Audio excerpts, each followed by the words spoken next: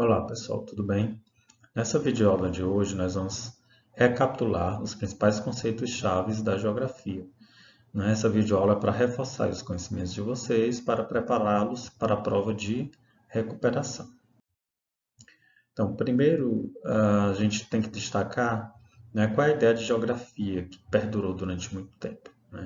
Desde os primórdios, lá da Grécia Antiga, a ideia de geografia era de ciência de descrição da Terra. A geografia era vista como uma ciência de síntese.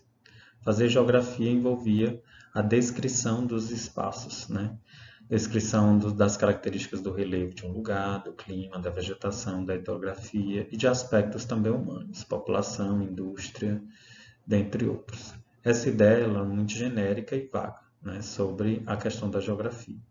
No século XVIII, a geografia começa a ser sistematizada na Alemanha e ganha caráter científico, porque ela passa a ter toda uma teoria que explicaria, a importância dessa ciência, e ela foi usada inclusive para interesses do Estado alemão, interesses esses expansionistas que nós vamos ver posteriormente quando estudarmos as escolas da geografia. Então, no século XVIII, a geografia é sistematizada como ciência, e assim como várias outras ciências, ela passa a ter um corpo teórico, metodológico, e ela passa a ter como objeto de estudo o espaço geográfico. E o que seria o espaço geográfico? Uma definição mais clara do que a anterior, que era a ciência de descrição da Terra. O espaço agora como objeto de estudo é um conceito mais focado, estruturado, do ponto de vista teórico, e passa a explicar, o lugar em que vivemos, os espaços em que ocupamos. Espaço geográfico, genericamente falando, seriam os espaços em que a natureza foi alterada, transformada pela ação do homem, com o objetivo de sobrevivência, do lucro, da especulação. Tem uma imagem no slide que representa muito bem o conceito de espaço. Nessa imagem nós vemos construções, edificações, casas, prédios, estradas, que foram construídas, promovendo uma alteração da natureza. Quem realizou essas alterações? Foi o homem. Então, a geografia, a partir do século XVIII, passou a estudar como o homem ocupa os espaços e que reflexos essa ocupação vai gerar. Em que isso interessa para a gente? Interessa porque quanto mais desigual for o espaço, pior será a nossa qualidade de vida. A forma como nós ocupamos o nosso espaço de morada vai dizer muito sobre a sociedade que nós temos, se é inclusiva ou não, se ela é igual ou desigual. Milton Santos, que é um grande geógrafo, conceitua o espaço geográfico a partir da seguinte frase: para ele, espaço é um conjunto indissociável. Algo que é indissociável é algo que é inseparável de fixos e fluxos. Para Milton Santos, o espaço é a reunião de fixos, que são as construções e edificações, mais o fluxo. O fluxo é a vida que anima esses fixos. É o que dá o que? O movimento. Tá? Então, pensemos numa cidade. Essa cidade tem construções e, ao mesmo tempo, tem um fluxo de automóveis, pessoas, carros, que dão vida para esses espaços. Então, nós temos um espaço geográfico, para Milton Santos, quando nós temos esse conjunto inseparável de construções, edificações fixas, mais de movimento, fluxo. É o conceito mais abrangente da geografia e é através do espaço que a gente procura explicar, qual é a dinâmica de ocupação que ocorreu nos espaços, nos diferentes espaços do mundo ao longo do tempo. Entender essa dinâmica faz com que nós entendamos a nossa condição de vida aqui no Brasil, no estado do Piauí, na cidade onde nós moramos, tá? Se um espaço é totalmente desorganizado, caótico, se o espaço não é inclusivo, a gente tem reflexos diretos na nossa qualidade de vida. E nós sofremos, inclusive, com a dinâmica dessa construção do espaço a partir de fatores naturais. Vejamos agora o caso das enchentes, dos deslizamentos que têm acontecido no Brasil. Lugares que foram ocupados erroneamente, de forma incorreta, as pessoas acabam pagando, inclusive, com as suas vidas.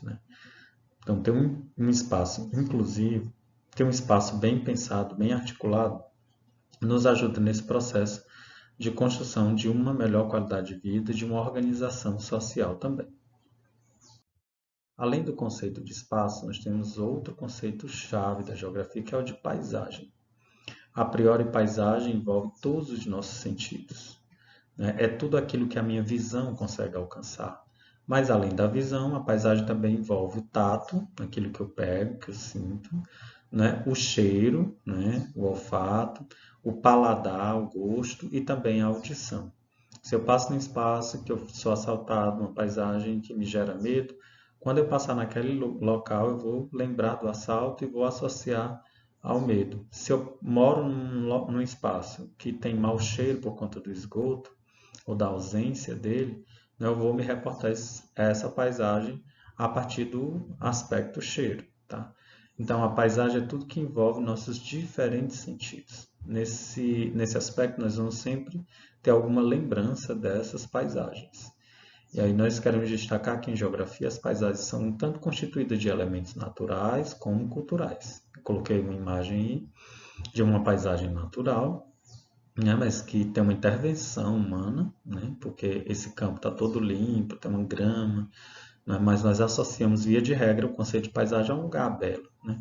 Nós vamos associar também a paisagem aos espaços urbanos construídos, modificados, ao espaço artificializado, que é o que a geografia lida diretamente, pois o homem, né, no seu processo de ocupação do espaço, tem modificado ou transformado as diferentes paisagens do mundo.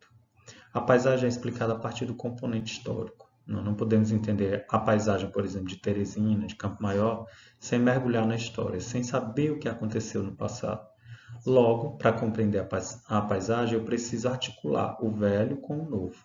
O que é o velho na paisagem? O velho são as construções antigas, né? É aquilo que a sociedade passada deixou. E o novo é o que a sociedade contemporânea deixou enquanto marcas agora. A reunião do velho e do novo, a análise desses dois componentes na paisagem, faz com que nós compreendamos o que aconteceu com essa paisagem, como ela foi no passado e como ela se apresenta com a configuração atual. Sem a análise do passado, do velho e do novo, né, do velho e do novo, nós não temos a compreensão boa, né, da dinâmica de transformação que aconteceu em determinadas paisagens. Então, a paisagem é um conceito estruturador da geografia que mexe e envolve todos os nossos sentidos. Via de regra, é tudo aquilo que a minha visão consegue alcançar, abarcar, mas envolve também os diferentes sentidos, o olfato, o paladar, a audição, bem como o tato. Outro conceito é o de território, né?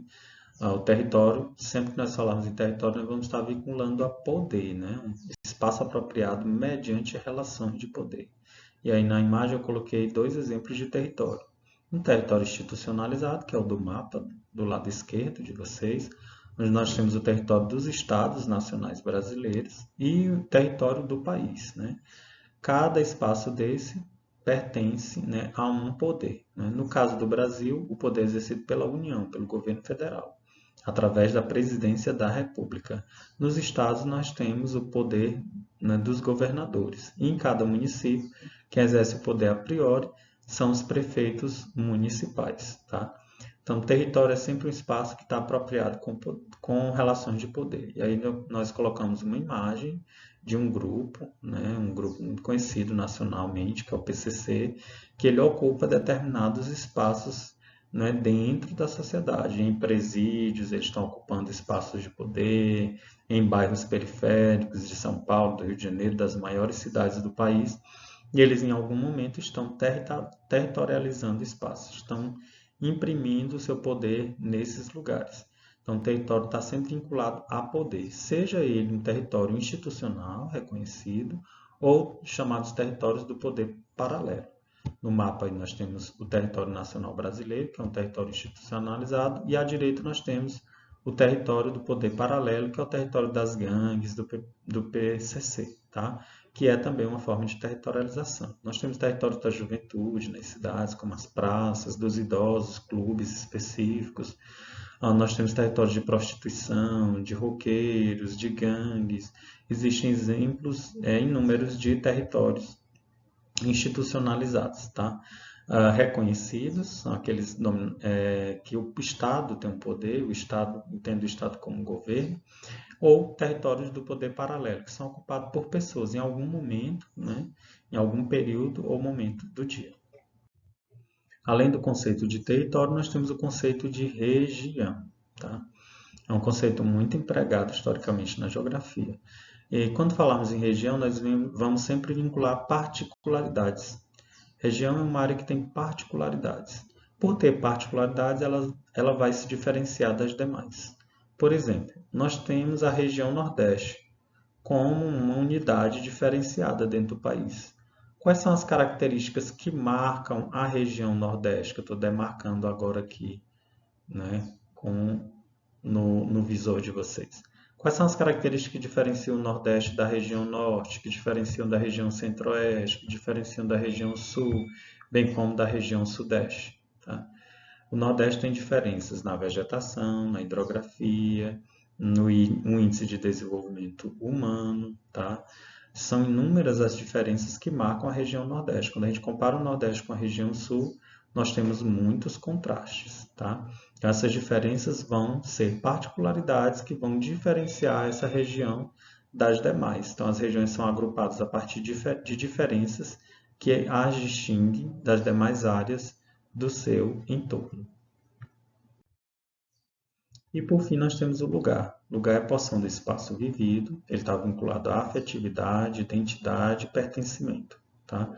É aquele espaço que você vivencia, que você mora. É a sua casa, é o seu bairro, é o mercado que você frequenta, é a mercearia que você vai. Então o lugar está relacionado a 3 palavrinhas que nós colocamos aqui. Afetividade, quando você vive no espaço, você cria vínculos afetivos, tá? Você passa a reconhecer aqueles espaços, tem toda uma simbologia, né? Se você reconhece, você desenvolve uma identidade, né? Você passa a se ver como um morador daquele espaço, né? Ao mesmo tempo, se você tem uma identidade, você passa a pertencer àqueles lugares. Então, os espaços passam a ter uma simbologia, você passa a reconhecer vários desses espaços. Em Campo Maior, quem nunca foi à Igreja de Santo Antônio? Em Teresina, quem nunca foi à Ponte Taiada? Quem nunca foi a Frei Serafim? Então, são exemplos de símbolos, né, que relatam, que refletem uma afetividade das pessoas, vão gerar identidade com os espaços e, ao mesmo tempo, pertencimento. Lugar é o que eu vivo cotidianamente. É a rua, é a casa, é a praça que eu frequento, é o bairro que eu moro, né? A gente não pode dizer que vivencia todos os espaços da cidade, porque por menor que seja, a cidade ainda é complexa. Tem alguma rua, algum espaço que você nunca foi ou nunca pisou. Mas, via de regra, o conceito de lugar está ligado à vivência, né? Aquilo que eu vivencio cotidianamente, aquilo que eu tenho identidade e, ao mesmo tempo, são espaços que eu me sinto bem, que eu pertenço, né? Que eu tenho um vínculo afetivo, um vínculo familiar.